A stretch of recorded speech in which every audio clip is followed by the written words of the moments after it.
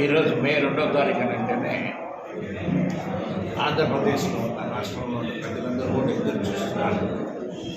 గౌరవ ముఖ్యమంత్రి వర్గ నారా చంద్రబాబు నాయుడు గారు పిలుపు మేరకు ప్రధానమంత్రి గారు నరేంద్ర మోడీ గారు మరలా అమరావతి పునర్నిర్మాణం కార్యక్రమానికి రావటం, వారి చేతుల మీదుగా కూడా ఎన్నో శంకుస్థాపనలు కూడా జరుగుతున్నాయి. ఇవన్నీ చూస్తుంటే వేల కోట్ల రూపాయలతో కూడా జరిగేది.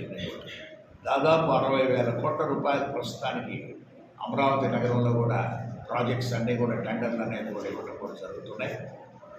ముఖ్యమంత్రి గారు చంద్రబాబు నాయుడు గారి లక్ష్యం అయితే 1,00,000 కోట్ల రూపాయల వరకు ఆ ప్రాంతాల్లో కూడా అభివృద్ధి చేయాలనేది.